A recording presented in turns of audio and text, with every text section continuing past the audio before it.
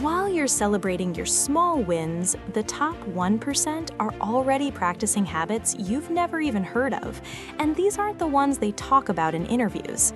What if I told you that the difference between earning $60,000 a year and $600,000 isn't just about working harder, it's about the silent habits, the ones that never make it to motivational Instagram posts or LinkedIn articles? In the next 15 minutes, I'm going to reveal the underground behaviors of CEOs, investors, and entrepreneurs across the United States, Canada, the UK, Australia, and Germany. These are the patterns that separate the ambitious from the ultra-successful.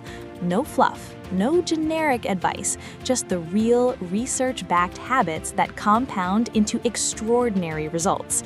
Let's begin. Here's something most people don't realize. Highly successful people don't fill every minute of their calendar. They do the opposite. In a 2023 study from Harvard Business School, researchers found that executives who intentionally blocked out unstructured time, what they call white space, were 23% more effective at strategic decision-making than those who didn't. Think about it. When Bill Gates takes his famous Think Weeks, he's not being lazy. He disappears to a cabin with nothing but books and his thoughts.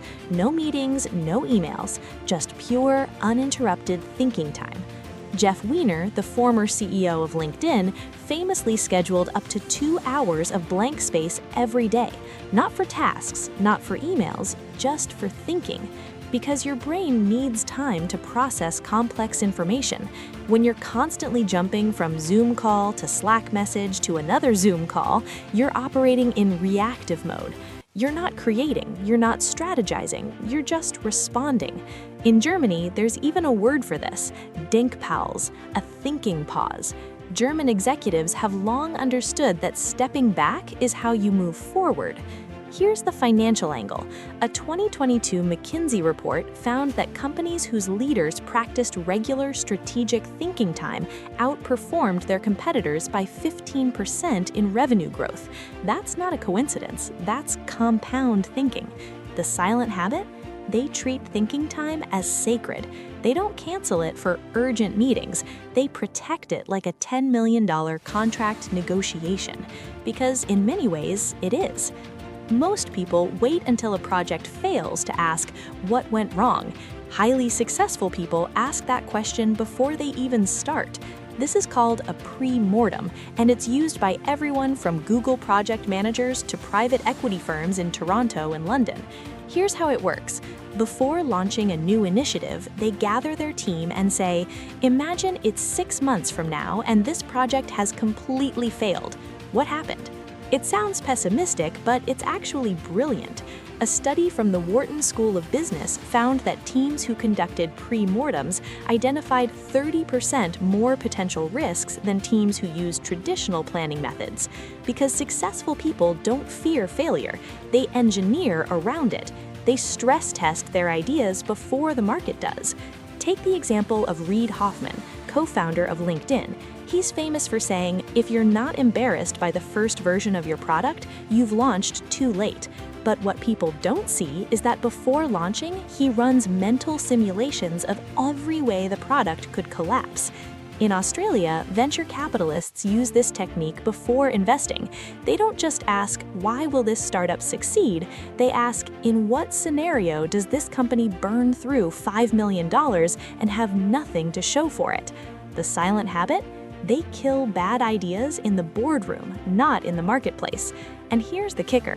This saves them millions. According to CB Insights, 42% of startups fail because there's no market need.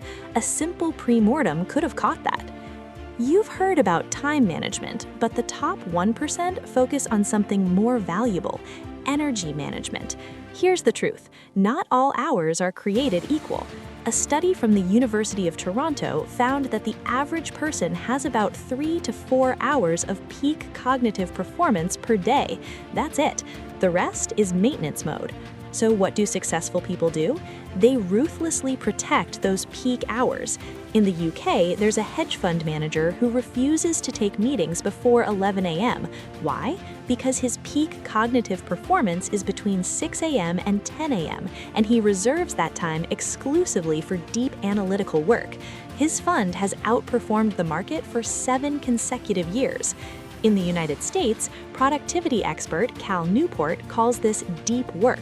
But the secret isn't just doing deep work, it's knowing when your brain is wired to do it. Here's how they re-engineer energy. They track their energy levels for 2 weeks, not just "I feel tired," but actual performance metrics. When did they solve problems fastest? When did they write the clearest emails? When did they make the best decisions? Then they restructure their entire day around those windows. A CEO in Berlin discovered his creative peak was between 8 p.m. and 10 p.m., so he moved all his strategic planning to those hours. Within 6 months, his company's product development cycle shortened by 40%. The financial impact? According to a 2023 Deloitte study, employees who aligned their tasks with their energy peaks were 31% more productive. For a company with 100 employees, that translates to an extra $2.4 million in annual output. The silent habit? They treat energy like a currency, and they spend it where it counts. This one sounds counterintuitive, but stay with me. Highly successful people deliberately ignore information. In 2022, the average person consumed 34 gigabytes of information per day. That's the equivalent of reading 174 newspapers every single day. Your brain wasn't built for that. So the top 1% practice what psychologists call strategic ignorance. They actively decide what not to pay attention to. Warren Buffett, one of the wealthiest investors on the planet, doesn't have a computer on his desk. He doesn't check stock prices every hour. He reads, he thinks, and he ignores the noise. In Canada, Shopify's CEO Toby Lutke uninstalled all news apps from his phone. He said, "If something is truly important, someone will tell me." A study from Stanford University found that people who consumed less news but more in-depth analysis made better financial decisions than those who obsessively followed breaking news. Because breaking news is designed to trigger emotion, not insight. Think about the average person scrolling Twitter during market volatility. They panic, they sell, they lose money. Meanwhile, the ultra-successful have already turned off the noise and are looking at 10-year trends. The silent habit? They curate their information diet like a Michelin star chef curates a menu. They ask, does this information help me make better decisions, or does it just make me feel informed? In Germany, there's a term for this, Informationsdiät, an information diet. High performers consume less but digest deeper. And here's the financial proof. A 2021 study from Vanguard found that investors who checked their portfolios less frequently outperformed those who checked daily by an average of 1.5% annually. Over 30 years, that's the difference between $1 million and $1.6 million. Here's a habit you'll never see on Instagram. Highly successful people assume everything will break. They don't hope for the best, they plan for chaos. This is called redundancy, and it's how the ultra-wealthy protect their time, money, and sanity. Example 1, backup plans for everything. In the United States, top executives don't rely on a single assistant. They have backup systems. If their primary assistant is unavailable, someone else already knows the drill. Ray Dalio, founder of Bridgewater Associates, built an entire company culture around redundancy. Every critical decision has a backup decision maker. Every system has a backup system. Example 2, financial redundancy. In Australia, successful entrepreneurs maintain what they call runway redundancy. They don't just have 6 months of expenses saved, they have 18 to 24 months. Why? Because when opportunity strikes, they can afford to take risks. When the market crashes, they can afford to hold. A 2023 survey from Deloitte found that business owners with 18-plus months of cash reserves were 3.5 times more likely to survive economic downturns. Example 3, health redundancy. In the UK, high performers don't rely on motivation to exercise. They build redundant habits. They have a primary gym, a backup workout routine at home, and a tertiary plan for when they're traveling, because they know willpower is finite, systems are infinite. The silent habit? They assume failure is inevitable, so they engineer around it. And here's the ROI. According to a Harvard Business Review study, leaders who built redundant systems into their operations reduced crisis response time by 60%. In business, that's the difference between a minor hiccup and a company-ending disaster. Most people treat their lives like a runaway train. Highly successful people treat their lives like a corporation. Once a month, they sit down and conduct a personal board meeting. Just them, a notebook, and a set of ruthless questions. What worked this month? What didn't? Where did I waste time? Where did I create value? What needs to change? This isn't journaling, this is strategic self-audit. In Canada, a real estate investor I studied generated $12 million in revenue last year. Every month, he blocks 4 hours to review his numbers, his goals, and his systems. He treats himself like a CEO would treat a company. Why does this work?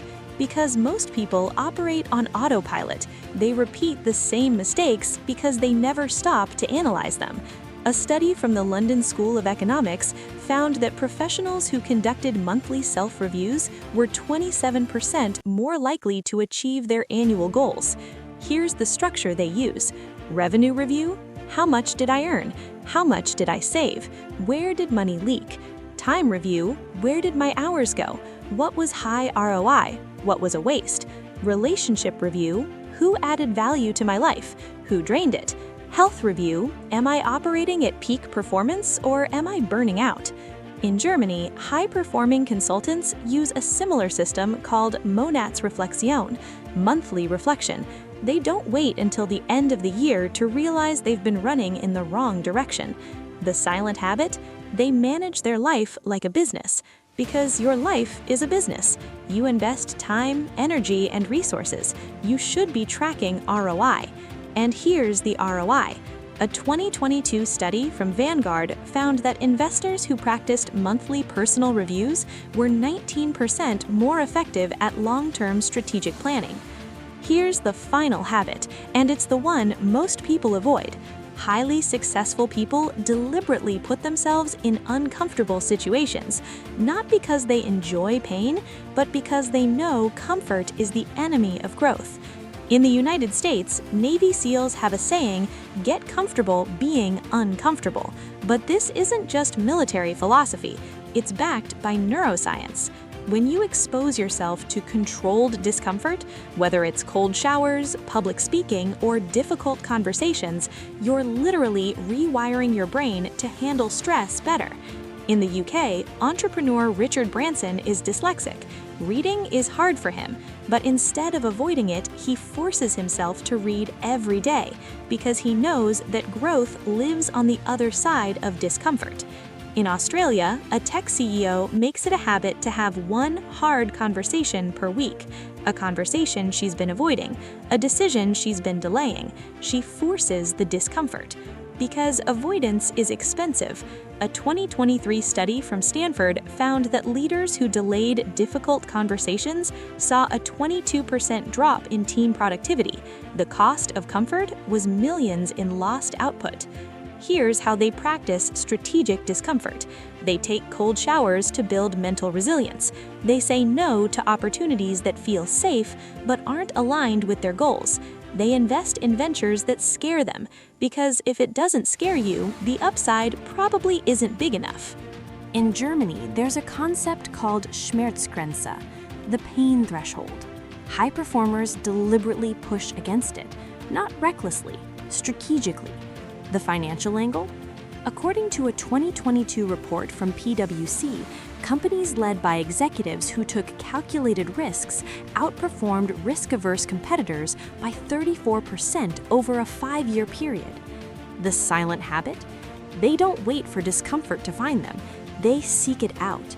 So let's bring this together. Highly successful people don't just work harder. They work smarter, deeper, and with more intentionality than everyone else. They schedule white space. They run pre-mortems. They reverse engineer their energy. They practice strategic ignorance. They build redundant systems. They conduct personal board meetings. And they deliberately seek discomfort. These aren't the habits you'll see on LinkedIn. These are the habits happening behind closed doors in New York penthouses, London boardrooms, Toronto investment firms, Sydney startups, and Berlin tech hubs. And here's the truth. None of these habits require talent. They don't require a trust fund or an Ivy League degree.